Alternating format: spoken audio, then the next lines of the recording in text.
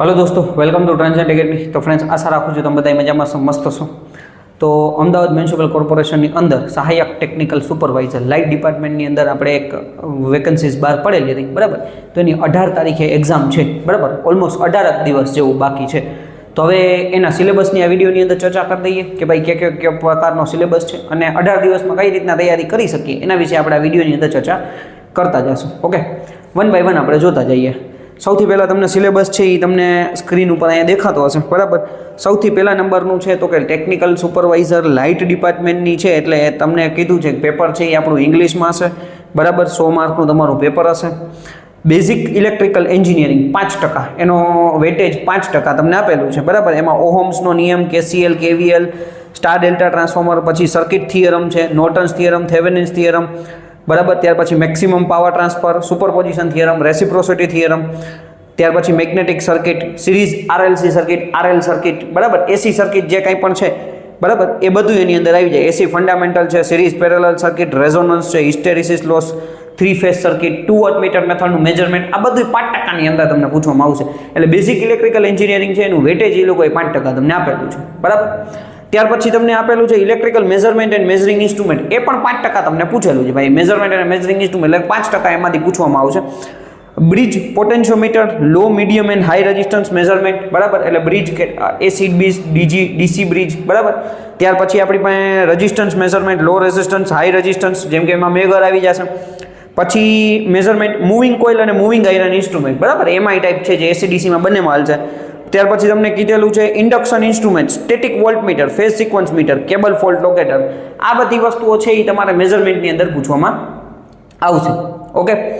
પછી તમને illumination, basic terms, લો અને લેમ્પ, તો કે ભાઈ 10% છે, બરાબર, 10% તમને બેઝિક ઇલ્યુમિનેશનમાંથી એમાંથી તમને પૂછવામાં આવશે। Tungsten filament, mercury vapour lamp, sodium vapour lamp, glare, LED design, street light office ને થિયેટર, આ બધું તમને ઓવરઓલ તમે ગણતરી કરો તો આ તમને 10%, એટલે ઓલા બે સબ્જેક્ટ જેટલું વેટેજ ખાલી આ ઇલ્યુમિનેશન ધરાવે, કારણ કે લાઇટ ડિપાર્ટમેન્ટમાં કામ કરવાનું છે તો બેઝિક ઇલેક્ટ્રિકલ 5% પૂછ્યું, પણ આપણે આ લાઇટનું એનું બધું જે ડિઝાઇનિંગ ને બધું છે એ તમને 10% વેટેજ આપેલું છે। ત્યાર પછી તમને આપેલું છે ઇલેક્ટ્રિકલ મશીન, 5% છે। તો working principal, construction, operation of DC machine, all DC એટલે ડીસી જનરેટર, ડીસી મોટર, એસી સિંગલ ફેઝ, બરાબર, 3 ફેઝ ટ્રાન્સફોર્મર, મોટર અને જનરેટર, ચાલો, ઓકે। એટલે તમારે ઇન્ડક્શન મોટર છે એ એસી મોટરની અંદર જ આવી જાય। એસી મશીન મોટર કીધું છે 3 ફેઝ, પછી ટ્રાન્સફોર્મર, મોટર અને જનરેટર, 5% જ વેટેજ આપેલું છે, બરાબર। ઇલેક્ટ્રિકલ પાવર 5% છે। Economic of power, AC DC distribution, design અને કેપેસિટર અને પાવર ફેક્ટર ઇમ્પ્રુવમેન્ટ, એટલે આની અંદર તમને ટ્રાન્સમિશન, ડિસ્ટ્રીબ્યુશન બધું જ આવી ગયું આ 5%ની અંદર, બરાબર। ઇકોનોમિક ઓફ પાવર જનરેશન, તો આ લોડ ફેક્ટર, ડિપ્રિસિએશન ફેક્ટર, બરાબર, ડિમાન્ડ ફેક્ટર કે પ્લાન્ટ કેપેસિટી ફેક્ટર, એ બધામાંથી જે દાખલા આવે છે એ તમને આની અંદરથી પૂછવામાં આવશે। 5% વેટેજ કીધેલું છે ઇલેક્ટ્રિકલ। ત્યાર પછી છે કોમ્યુનિકેશન, 10% કમિશનિંગ છે, કમિશનિંગ છે એ 10% વેટેજ છે।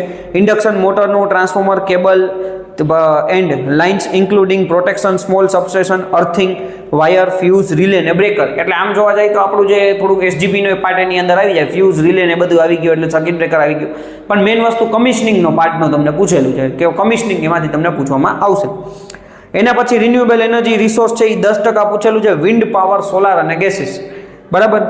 અને 20% છે એ latest trend in the world, SCADA, પછી 224x treatment plant, latest technology, water treatment plant available in the world, sewage treatment plant, beautification of city planning and fountain, laser light which cheer the public of city, એટલે જે laser લાઇટના એના બધા, એટલે અત્યારના latest ટ્રેન્ડમાંથી હવે સ્કાડાનો એનો તમે આમ જોવા જાવ તો 20% વેટેજ આવ્યું, બરાબર, કે ભાઈ જે અત્યારે જે નવું છે એના ઉપર એ લોકો વધારે ફોકસ કરે છે।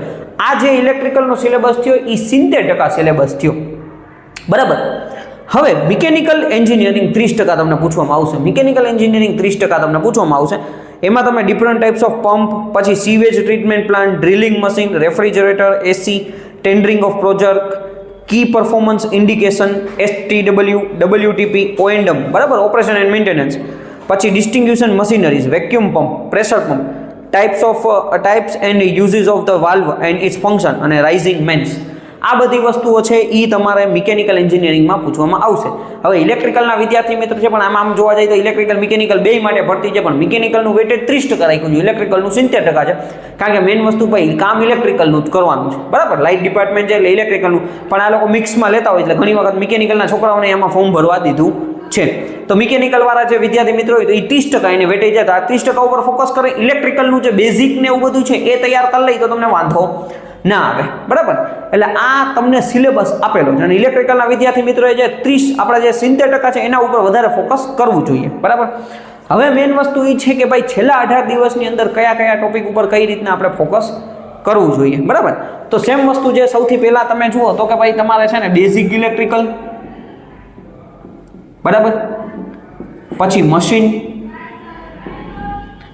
પાવર સિસ્ટમ, આ જે 3 વિષય છે ઇલેક્ટ્રિકલ એન્જિનિયરિંગ તમે તૈયારી કરતા હોય તો તમારા તૈયાર જ હશે, બરાબર. એટલે એની કંઈ ચિંતા જેવું હશે નહીં. તો આ બેઝિક ઉપર થોડુંક વધારે ફોકસ કરો. તે પછી સીધું જે એ લોકોએ વધારે કીધેલું છે તો કે ઇલ્યુમિનેશન, બરાબર, ઇલ્યુમિનેશન, પછી જે આપણને લેટેસ્ટ ટ્રેન્ડ કીધું એટલે પીએલસી સ્કાડા, બરાબર, સ્કાડા સિસ્ટમને. આના એમસીક્યુ યુટ્યુબમાંથી તમે વિડીયોઝ જુઓ, ક્યાંકથી પીડીએફ ગોતી લ્યો, મને મળશે તો હું તો આપણા જે ટેલિગ્રામ ગ્રુપ કે વોટ્સઅપ ગ્રુપ છે એમાં મોકલી દઈશ. તો એ બધા વિડીયોઝ ને એમસીક્યુઝ જુઓ. જૂના પેપર કોઈ વિદ્યાર્થી મિત્ર પાસે હોય તો મને મોકલી દો, બરાબર, મારા વોટ્સઅપ નંબર ઉપર, તો હું તમને પેપર સોલ્યુશન કરાવી દઈશ, બરાબર. જૂનું પેપર હશે 18 દિવસ છે તો એમાં શક્ય હશે તો પેપર સોલ્યુશન હું તમને કરાવી દઈશ, બરાબર. તો જેટલાથી મારાથી તમને ફાયદો થશે એ હું તમને કરાવી દઈશ. હવે ટ્રાન્ઝેન્ટ એકેડમીની આપણી રિવિઝનની પ્લેલિસ્ટ છે એ હું ડિસ્ક્રિપ્શનમાં લિંકમાં આપી દઉં છું. એમાં બેઝિક ઇલેક્ટ્રિકલ, મશીન અને મેઝરમેન્ટનું આપણે પાવર સિસ્ટમના એમસીક્યુ કરાવેલા છે અને રિવિઝન સિરીઝ એક ચલાવેલી હતી, બરાબર.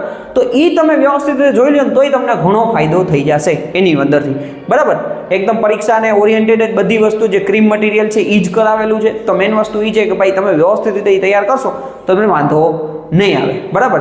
એટલે ઇલેક્ટ્રિકલ વાળા વિદ્યાર્થી મિત્રો એ તો કે ભાઈ મિકેનિકલમાં શું કરવું, પણ મિકેનિકલના 30% કરતાં આપણા જે 70% છે ને એમાં વધારે માર્ક લેવાનું ટ્રાય કરો, બરાબર. ગઈ વખતનું મેરિટ કદાચ તમને વેબસાઇટ ઉપરથી મળી જશે અને તમે જોશો ને તો એ તમે આઈડિયા આવી જશે કે ભાઈ કેટલા માર્કે નોકરીઓ મળેલી છે, બરાબર. તો એ પ્રમાણે તમે 18 દિવસ થોડીક વ્યવસ્થિત રીતે મહેનત કરશો તો શક્યતા છે કે ભાઈ સારી એવી જોબ છે એએમસીમાં જેની ઈચ્છા હોય, જે મહેનત કરશે એમાં આરામથી લાગી જશે, બરાબર.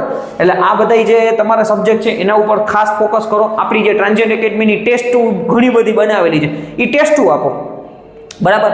રિવિઝન કરો, ટેસ્ટ આપો, નોટ્સ બનાવો વ્યવસ્થિત રીતે અને ફટાફટ તમારા એમસીક્યુ વધારે સોલ્વ કરો. જૂના પેપર તમારી પાસે હોય અથવા મને મોકલી દેજો તો હું ગ્રુપમાં મોકલી દઈશ, બરાબર. એટલે સોલ્યુશન થાય તો સોલ્યુશન બનાવી દઈશ. તમને આઈડિયા આવે ભાઈ આવા ક્વેશ્ચન પૂછાય છે તો અહીંથી આપણે તૈયારી કરી શકીએ છીએ, બરાબર. એટલે મેક્સિમમ તમારા 18 દિવસનો જે સમય છે એ મેક્સિમમ વાંચવામાં આપો, જેનાથી તમને ઘણો બધો ફાયદો થશે. ઓકે, બાકી કંઈ પણ ક્વેશ્ચન હોય તો તમે કમેન્ટ કરી શકો છો. Thank you friends.